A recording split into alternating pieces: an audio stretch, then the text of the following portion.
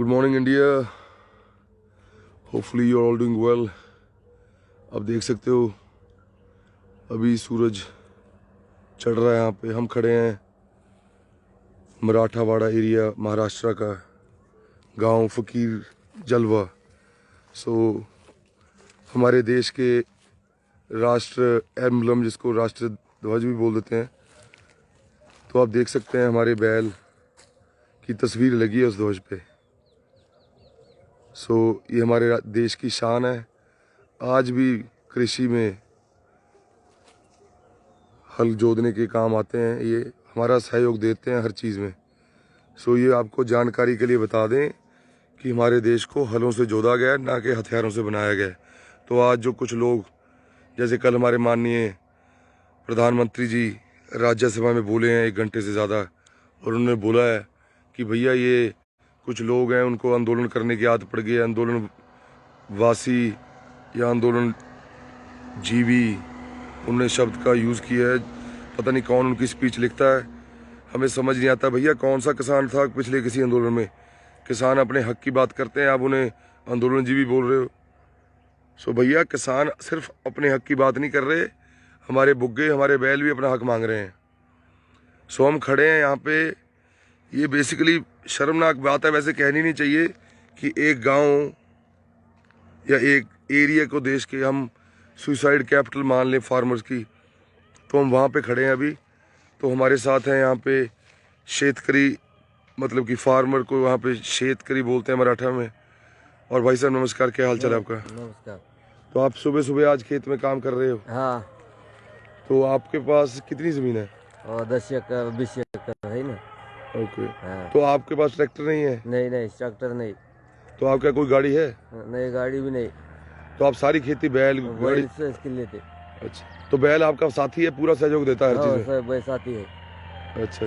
तो बैल के आपने उसके सिंगों के ऊपर तिरंगे कलर का पेंट किया है। हाँ। तो ये 26 जनवरी की वजह से किया कि हमेशा करते हैं? हमेशा करते हैं। हमेशा करते हैं। हाँ। तो बहुत आपको गर्व है अपने देश पे। हाँ। तो आप देख लो भैया, जो किसानों को आज बोल रहे हैं आतंकवादी, कि देख लो भैया हमारा किसान जो है वो कितना गर्व महसूस करता है, चाहे देश को अन्न भी देता है। आप देख सकते हो, वैसे मैं कहना नहीं चाहता, भाई साहब के जूते भी आप देख सकते हो बेचारे टूट चुके हैं। आपको किसान की हालत दिखाते हैं हम। हाँ। कि क्यों फार्मर सुसाइड करता है। हाँ। भाई साहब अगर आपको पैसे की जरूरत पड़ जाए, आप किसी बैंक में जाते हो, यहाँ पे बैंक से पैसे मिलते हैं आपको? नहीं मिलते। भैया आपको दिखाते हैं फार्मर सुसाइड कैसे करता है कोई। बैंक पैसे नहीं देती इनको, प्राइवेट मनी लेंडर पे जब ये लोग जाते हैं, मिलता है इनको 10% 1 महीने का ब्याज। अगर हम किसी को बताएंगे दुनिया में कि 10% 1 महीने का ब्याज है, मतलब आप समझ के देखें कि आप इतना बड़ा रिस्क ले रहे हैं। आपने 100 रुपया उठाया ब्याज पे, और अगले साल वो 120 रुपये से ज़्यादा ऐड हो जाएगा। पर ये कंपाउंडिंग अभी ऐड नहीं करी हमने।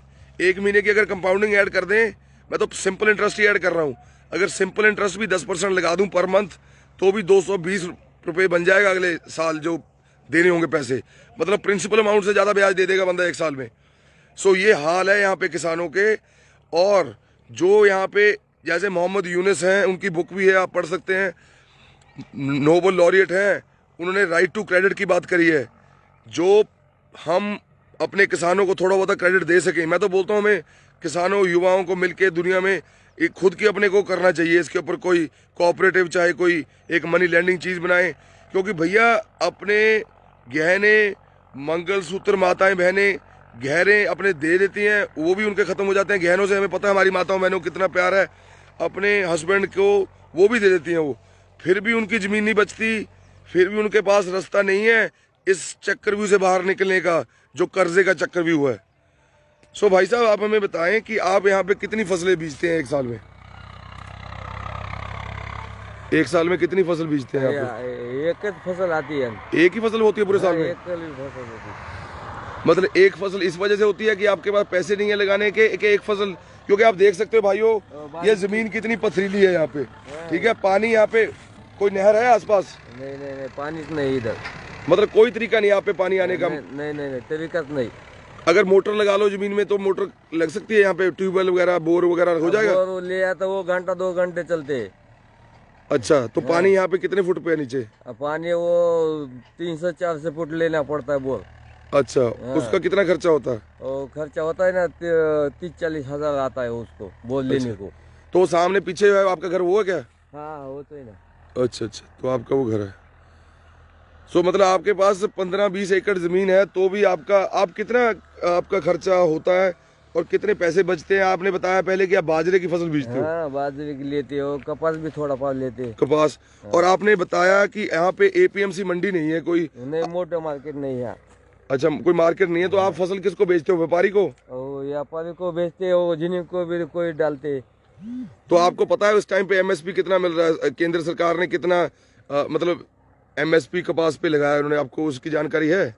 नहीं, मेरे को नहीं जानकारी। अच्छा, वैसे बता देते हैं 53, मतलब कि 5300 से ज्यादा है। मतलब मैं हिंदी में आपको, मेरे को पता नहीं, मैं बता सकता हूँ। सो कि 5000 से ज्यादा है। तो आप अगर कपास बेचने गए अपने, उसको कितने में लेगा वो कपास? अगर आपने मंडी के बाहर कपास बेचते हो, जैसे आप किसी व्यापारी को, कितने में बिकती है आपकी? व्यापारी को 4000 लेते। कितने हजार में? 4000 5000 लेते। मतलब 4000 के आसपास लेते हैं। हाँ। 5000 देता है कोई आपको? नहीं देता। अच्छा, सो मतलब आप दोस्तों देख सकते हो, जो हमारे प्रधानमंत्री माननीय बता रहे हैं कि देश में एमएसपी था, है और रहेगा। सो इसका मतलब आपको बता दें कि भैया एमएसपी को लिख देना कि भैया एमएसपी इतना है फसल का, घोषित कर देना। एमएसपी घोषित करना और एमएसपी देना, ये दो चीजें हैं, बिल्कुल अलग चीजें हैं दोनों। हमारे को सरकार एमएसपी घोषित कर देती है 23 फसलों पे। जब इन्होंने इलेक्शन लड़ा था, स्वामीनाथन रिपोर्ट ये बोले थे लागू करेंगे, जिसमें बोला गया है कि जितना खर्चा होगा किसान का, उससे 50% ज्यादा, मतलब बीच में उसकी लेबर कॉस्ट इंक्लूडेड है, उसका एफर्ट इंक्लूडेड है। क्योंकि भैया अगर आप सामान भी डालते हो दुकान में बेचने के लिए, अगर कुछ मुनाफा ही नहीं होगा, आप क्यों बेचोगे? तो भैया ये एमएसपी घोषित करते हैं बस। एमएसपी पे फसलें नहीं खरीदी जाती, सिर्फ 6% फसल एमएसपी पे खरीदी जाती है पूरे देश में, सिर्फ 6%।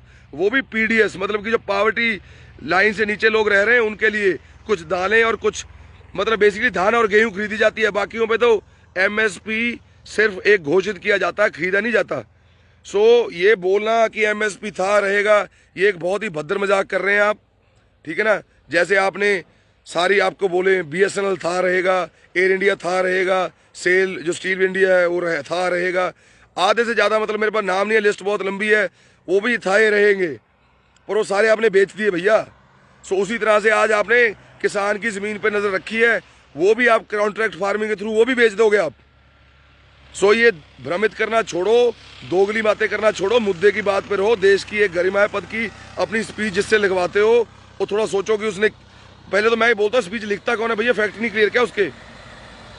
सो एमएसपी आपको मिलता नहीं, मंडी आपके पास है नहीं। अगर आप ब्याज पे पैसे लेने जाओ तो 10% में मिलता है ब्याज। तो भाई साहब अभी आप पे कितना कर्जा होगा? हाँ। आप पे कोई कर्जा है अभी? हाँ है ना। कितना कर्जा है ना, 2-3 लाख का है ना। आपको क्या लगता है आसपास ऐसा कोई गांव है जिसमें कर्जा मुक्त किसान है? कि सब पे कर्जा है यहाँ पे? सब आदमी को कर्जा है। अच्छा, तो मतलब कि आपके 15-20 एकड़ ये जमीन जो है, आपके पास अभी कोई गाड़ी खरीदने के पैसे नहीं है, ट्रैक्टर खरीदने के पैसे नहीं है, तो आज भी आप बैल, हमारे जो भाई हैं साथी बैल, उनके साथ खेती कर रहे हो और एमएसपी मिल नहीं रहा यहाँ पे।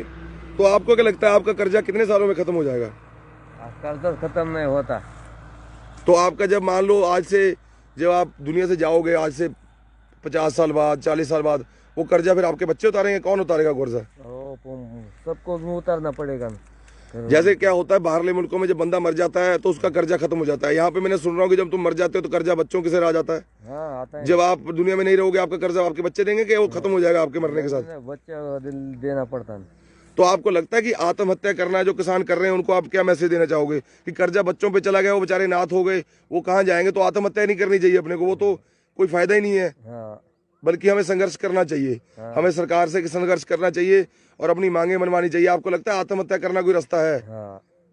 आपको क्या लगता है आत्महत्या करना कोई रास्ता है किसी भी इस किसान के लिए? कर्जा नहीं फिटा तो क्या करना पड़ेगा? नहीं, मैं समझता हूँ बहुत ज्यादा दिक्कत है, बहुत ज्यादा प्रॉब्लम है, बहुत ज्यादा डिस्ट्रेस है। पर अगर आपका कोई किसान भाई आत्महत्या करेगा, आप उसको क्या बोलोगे? वो आत्महत्या करना नहीं चाहिए, पर वो मुश्किल से क्या करिएगा वो नहीं, मैं समझता हूँ क्योंकि हमारे बच्चे ही तो खराब हो जाते हैं, उसके बाद अनाथ हमारे बच्चे होते हैं, सरकार का क्या जाता है। सरकार का कोई नहीं जाता। तो काफी भावुक से हो रखे हैं हम यहाँ पे, पर क्या करें अभी, एक के बाद दूसरे कितने गांव हम कवर कर रहे हैं, स्टोरी सेम है। पानी की प्रॉब्लम है यहाँ पे, ड्रॉट हिट एरिया है। जैसे कि आप खेड़ा आंदोलन देख लें, बारडोली आंदोलन देख लें, ब्रिटिश राज में जो काम होते थे वो सेम ही काम है, कोई डिफरेंट नहीं है जो सरकार कर रही है, वो सेम ही चीज़ें हैं सारी, ठीक है ना। सर कर्जा चढ़ता जा रहा है, एक के बाद दूसरी फसल, कोई सूखे से मर रही है, कोई तुम्हारे ज़्यादा बारिश की वजह से मर रही है। तो कहने का मतलब है कि भैया हो रहा है सब कुछ खराब, उसके ऊपर साथ दे नहीं रहा कोई भी सरकार का। कोई सरकार की कोई ऐसी स्कीम है जिसके अंदर अगर आपका ऊपर कर्जा हो सरकार आपको मदद करती है? कोई ऐसी सरकार की तरफ से कोई ऐसी है कोई चीज़ जो किसानों को हेल्प करती है? मतलब अगर आप पे कर्जा ना उतरे तो सरकार का कोई ऐसा तरीका है वो मदद करेगी आपकी कर्जा उतारने में? तो शासकीय कर्ज उतर लिया है सरकार ने हमारे इधर। मतलब नहीं है कि मतलब है कि नहीं है? थोडाफार उतरा है, 2 लाख पर्यंत का कर्जा लिया, वो उतर हुआ है शासकीय बैंक का। अगर सरकारी बैंक से कर्जा लोगे 2 लाख से नीचे तो सरकार मदद करती है। हाँ, और सरकारी बैंक कर्जा देती है सबको? सबको देती है, कोई आदमी को नहीं मिलता। अच्छा, तो ये बात भी बहुत मुख्य है जानने के लिए, समझने के लिए, सब किसानों के लिए, कि ये बात तुम्हें कोई बता नहीं रहा कि अगर तुम सरकारी बैंक से कर्जा लोगे तभी उसको माफ करने की क्षमता है सरकार के पास। अगर तुमने प्राइवेट मनी लेंडर से पैसे उठा लिए, जैसे कुछ आजकल के जो हमारे बड़े पूंजीपति हैं वो किसानों को बहुत हाई इंटरेस्ट पे वो दे रहे हैं पैसे, प्राइवेट लेंडर्स जो हैं, तो उनका पैसा कोई भी तरह की सरकार वापस नहीं करवा सकती कभी भी। सो आपको इस बात का ध्यान रखना है कि आप अपना पैसा या जो भी चीज़ें लें तो आप सरकार से ही लें, सरकारी बैंक से ही लें, तभी सरकार आपकी हेल्प कर पाएगी उसको माफ़ करने में। क्योंकि ये बहुत बड़ा एक फैक्ट है जो बहुत किसानों को नहीं पता, बहुत किसानों को इसके बारे में मालूम नहीं है कि अगर आप मतलब आप प्राइवेट बैंक से पैसा लोगे तो वो उसमें सरकार कोई मदद नहीं कर सकती आपकी। मतलब अगर आपको प्राइवेट बैंक से पैसा लेने से पहले सोचना है आपको, क्योंकि अगर कल को कोई ऐसी स्कीम आएगी सरकार की जिसमें उसके अंदर कुछ कोई भी मतलब समाधान निकाला जाएगा इस प्रॉब्लम का, तो उसमें आपकी हेल्प नहीं कर पाएंगे वो। सो भाई साहब, हमें आपसे जानना था कि यहाँ पे जो पानी की समस्या है तो वाटरशेड मैनेजमेंट के लिए कई संस्थाएं आगे आ रही हैं, वो बनाने में हेल्प कर रही हैं। तो आपके गाँव में कोई ऐसा प्रोजेक्ट आया अभी? नहीं आया। मतलब यहाँ पे जैसे आपने बताया बारिश साल में 1 बार 2 बार ही पड़ती है। हाँ। तो फिर आप कैसे मैनेज करते हो? आपने कोई आपके गांव के अंदर पंचायत ने या किसी ने कोई ऐसा प्लान बनाया कि कैसे इसका समाधान निकाला जाए? किसी से मदद मांगी कभी? नहीं। अच्छा, तो मतलब आप जो ये प्रॉब्लम चल रही है इसी को ऐसे ही चलने दोगे? अच्छा, सो आपको आई थिंक इसका कोई सोल्यूशन आप सब गांव वालों को भी मिलकर निकालना चाहिए। तो भाइयों, हम इनको अपना फ़ोन नंबर दे के जाएंगे, और हो सकता है तो मैं ये सब युवाओं से अपील करता हूँ पूरी दुनिया में कि देखो यार, हम चाहे जितनी मर्जी सैलरी कमा लें, ठीक है ना, अगर हम संगठित होकर साथ में भी जुड़ जाएं, 10-10, 20-20 डॉलर भी जोड़ेंगे तो इन सब की हेल्प हो सकती है यहाँ पे। तो हम डायरेक्टली फार्मर्स के साथ इन टच हो सकते हैं, क्योंकि इस वीडियो में एक लिंक शेयर कर रहा हूँ मैं, और जो आंकड़े हैं सरकारी, नेशनल क्राइम ब्यूरो जो है, I think national registry of crime bureau करके है कुछ, उसका जो सरकारी आंकड़ा है, और सरकारी आंकड़े पे हमें भरोसा नहीं है, पर वो सरकारी आंकड़ा तो आपको बता रहे हैं 3700 से ज़्यादा किसान आत्महत्या कर रहे हैं विभद्र और मराठावाड़ा में। सो ये सरकारी आंकड़ा है, और सरकारी आंकड़ा आपको पता है कि बार रिपोर्ट नहीं हुई होती चीज़ें, तो बड़ा ही खतरनाक ये सरकारी आंकड़ा है कि आप देखें 3700 को अगर हम डिवाइड करें 52 से, तो आप समझ लें कि भैया करीबन 50 से 70 किसान हर रोज़ आत्महत्या कर रहे हैं महाराष्ट्र में। तो ये बहुत बड़ा आंकड़ा है ये, और ये सरकारी आंकड़ा है। इसका मतलब कि अगर बहुत ऐसे अनरिपोर्टेड भी हो सकते हैं, और उनमें यंग फार्मर्स जिनकी एज 45 से कम है वो नंबर बहुत हाई है। किसान है जो आत्महत्या करते हैं उनके अंदर उनकी उम्र 50 या 45 साल से आयु से कम होती है। क्या बोली? जो किसान आत्महत्या करते हैं वो बुजुर्ग होते हैं, वो युवा होते हैं, युवा होते हैं, सब होते हैं, प्रौढ़ होते हैं। तो सरकारी आंकड़ा जो आ रहा है सुसाइड का वो ऐसा है कि भैया वो मैक्सिमम जो है वो नंबर 45 से एज कम का आ रहा है, और बड़ा ही खतरनाक नंबर है वो कि हमारे यंग फार्मर्स जो हमारे देश का फ्यूचर है वो सुसाइड कर रहे हैं। ये सारे सुसाइड्स प्रिवेंटेबल हैं अगर इसके अंदर सही टाइम पे मेंटल हेल्थ की इंटरवेंशन हो और राइट टू क्रेडिट। जैसे मोहम्मद यूनुस ने जो नोबेल लॉरेट है उन्होंने बताया कि अगर कंट्री को बिल्ड करना है तो एक राइट टू क्रेडिट भी होना चाहिए, ताकि हर बंदा अपना कम से कम जो फसल बोनी है कुछ भी करना है तो उनका आप मॉडल पढ़ सकते हैं। उन्होंने ग्रामीण बैंक बनाए हैं बांग्लादेश में। सो उसके वजह से बांग्लादेश में बहुत इकोनॉमिक डेवलपमेंट हो रही है। इस टाइम बांग्लादेश इंडिया से बहुत आगे है काफ़ी डेवलपमेंट इंडेक्सेस पे, आप ये देख सकते हैं। सो उसके अंदर ग्रामीण बैंक ने क्या हेल्प करी है, कैसे हेल्प करी है, आप मोहम्मद यूनुस का नाम गूगल करें, आप उनके बारे में पढ़ें। वो नोबेल लॉरिएट हैं, तो काफ़ी आई थिंक मैं नाम भूल रहा हूँ, अमेरिकन यूनिवर्सिटी में आई थिंक प्रोफेसर भी हैं वो, तो इकोनॉमिक्स के। तो आप इन चीज़ों पे देखें, और पूरी दुनिया जागरूक हो रही है अपने गांव को हेल्प करने के लिए, चाहे कोई पाकिस्तान का है, कोई बांग्लादेश का है, श्रीलंका का है, साउथ ईस्ट एशिया पे नजरें हैं सबकी। सो हम as a South East Asian बात कर रहे हैं कि अगर हम हेल्प नहीं करेंगे तो यहाँ पे आएंगी जो विदेशी कंपनियां, वो हमारे किसानों को दबा के, उनको कर्जे में डुबा के, उनको फर्क नहीं पड़ता कितने सुसाइड हो रहे हैं, उसके बाद वो हमारी ज़मीनें हड़पेंगे। सो अनाथ हो रहे हैं हमारे बच्चे, कल्चर खो रहा है हमारा, देश का नुकसान हो रहा है हमारे का, किसी फॉरेन कंपनी का नहीं हो रहा भैया। सो आपको वैसे ही दिखा देते हैं, यहाँ पे सूखेगा, आप देख सकते हो बिल्कुल, मतलब कि फसल का जो है सिस्टम आप देख लें, ज़मीन पत्थरों वाली है, ठीक है ना। आज भी बैलों के साथ, जैसे गाने भी होते हैं बलदा दी जोड़ी वाले, जैसे पंजाबी में हमने सुना है, सो बैलों के साथ खेती कर रहे हैं, और ये आम है। अगर आप रूरल महाराष्ट्र में जाएंगे, बैल से खेती करना आम है, बिल्कुल ये कॉमन प्रैक्टिस है। सो इस शान के साथ हमारे जो साथी हैं बैल, उनके इन्होंने तिरंगे लगा रखे हैं। देखो आप, हमारे देश का झंडा सबसे ऊपर रखेंगे, हमारे देश का झंडा पूरा करके रहेंगे किसान एजेंडा। सो कहने का मतलब है भैया, देश का जो आज 15-20 एकड़ वाला किसान भी है महाराष्ट्र में, उसके पास गाड़ी नहीं है, कोई अपनी प्राइवेट ट्रैक्टर नहीं है, कहीं आने जाने की सुख सुविधा भी उस तरह से नहीं है जिस तरह से पंजाब में है। सो महाराष्ट्र किसान सबसे ज़्यादा हिट है because of drought, because of untimely बारिश। कई बार ऐसा होता है कि फसल पकी होती है और बारिश पड़ती है और फसल खराब हो जाती है। मतलब कि ये कोई प्रॉब्लम आज से नहीं है, ये 200 साल 300 साल से सेम प्रॉब्लम महाराष्ट्र फेस कर रहा है, और आज हम इतने टेक्नोलॉजी के क्षेत्र में पहुंच गए हैं कि हम इसका सोल्यूशन नहीं निकाल सकते। हमारे बच्चे विदेशों में बैठे हैं, हमारे पास सोल्यूशन नहीं है क्या इस प्रॉब्लम का?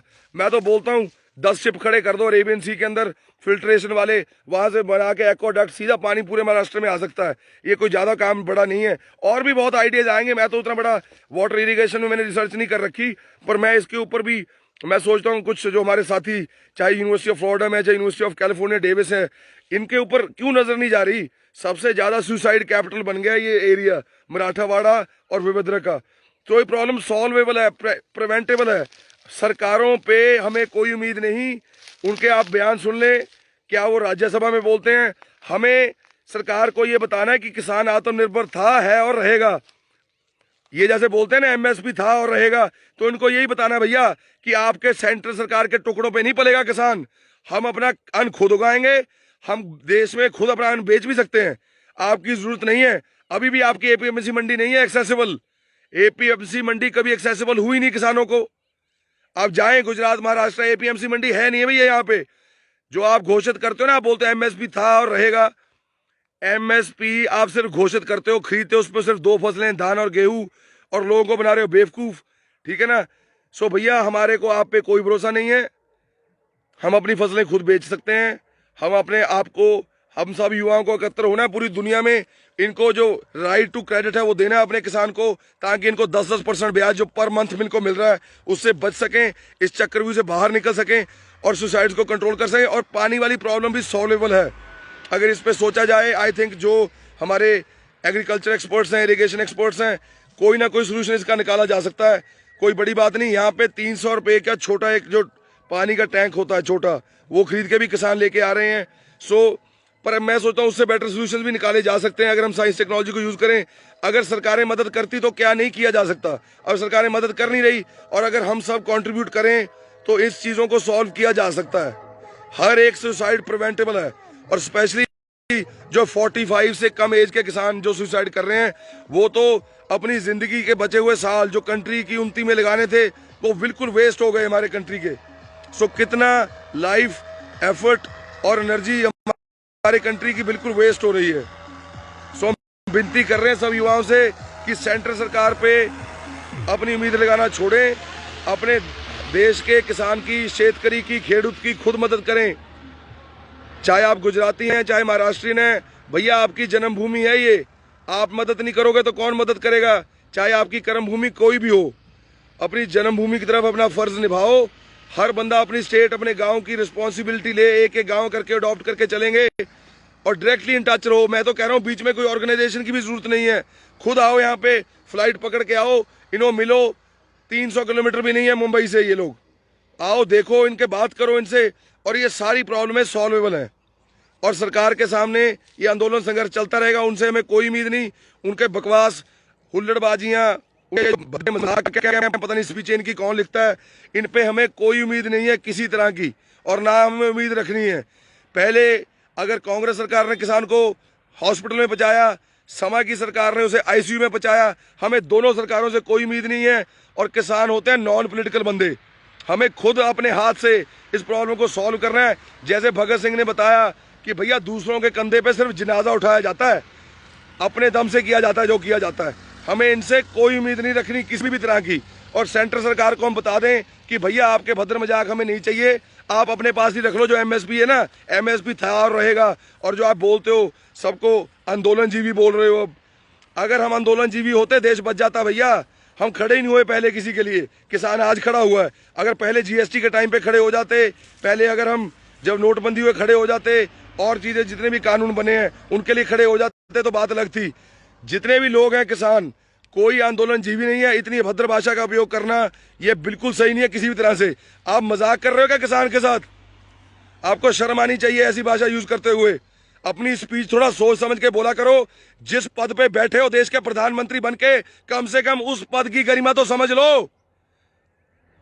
उस पद की गरिमा भूल गए हो आप। इसी बात के साथ अपना लाइव हम अभी विराम दे रहे हैं, पर आपको दिखाएंगे जो सच है इस देश के किसान का। ये बोल रहे हैं कि पंजाब का किसान आंदोलन कर रहा है, और भैया आप आके देखो महाराष्ट्र, आप जाओ गुजरात, आप देखो तो सही निकल के इंडिया में कि किसान की कितनी बुरी हालत है। मेरे को तो ये लग रहा है कि मैं ब्लेस्ड हूं, मैं पंजाब में पैदा हुआ हूं। अगर मैं तो सोचता हूं यार, पंजाब वालों को क्यों जरूरत है आंदोलन करने की यार? हम तो बहुत अच्छी खेती कर रहे हैं, हमें वापस जाना चाहिए, हमें जरूरत ही नहीं है आंदोलन करने की। हमारे को तो सेंट्रल सरकार वैसे भी कह रही है कि तुम्हारे पे लागू ही नहीं करेंगे हम बेवकूफ हैं जो वहां बैठे हैं। ये सारे देश के शेतकरी, सारे देश के खेडूत, सबकी जंग है ये। और वैसे बता दें, जो तीन काले कानून हैं, असेंशियल कमोडिटी एक्ट, अगर सिर्फ वही लागू हो गया ना, हमारे देश के किसी शहर में कोई खाना नहीं खा पाएगा जिसकी इनकम 20,000 रुपये से कम है। आप मार्क माई वर्ड्स, ये हो जाएगा आपके साथ। 45% बच्चे पहले कुपोषित हैं, ठीक है ना, और जो थोड़े बहुत बचा है खाना कोई खा सकता है, वो भी खत्म हो जाएगा। हमारे को तुम पे कोई उम्मीद नहीं है, सेंट्रल सरकार से हमें कोई उम्मीद नहीं।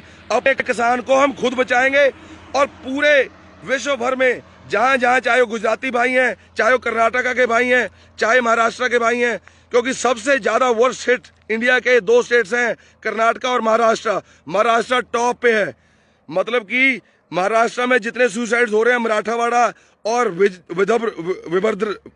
विदर्भ, थोड़ी प्रोनाउंसिएशन कई बार गलत हो जाती है हमारे से, पर आपको बता दें ये 2 ऐसे एरियाज हैं जो पूरे कंट्री के सुसाइड्स को ओवर पावर करते हैं। मतलब अगर हम, ये शर्मनाक होगा बोलना वैसे, पर अगर इनका सुसाइड कैपिटल बोल दिया जाए फार्मर्स की ऑफ द वर्ल्ड तो ये गलत है। मतलब ये स्टेटमेंट सही होगी।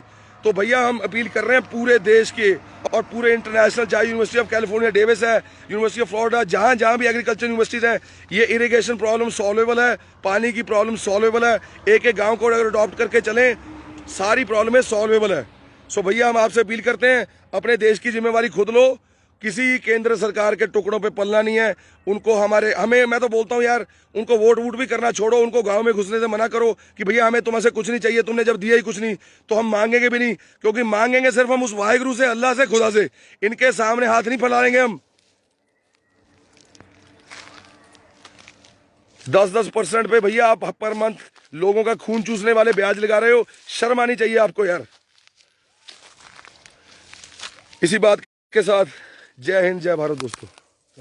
और आपको बता दें कि यार हमारा एक YouTube चैनल है, क्योंकि फेसबुक पे हमें बार बार बैन किया जा रहा है, तो भारत माता सोसाइटी वाला जो YouTube लिंक है उसको सब्सक्राइब करके वीडियोस वहां देखो। हमें फेसबुक से जल्दी स्विच करना है। हमें ये जो फ्रीडम ऑफ स्पीच को दबाने वाले लोग हैं, हमें बिल्कुल पसंद नहीं है, क्योंकि हम तो अपनी बात करते रहेंगे ऐसे ही।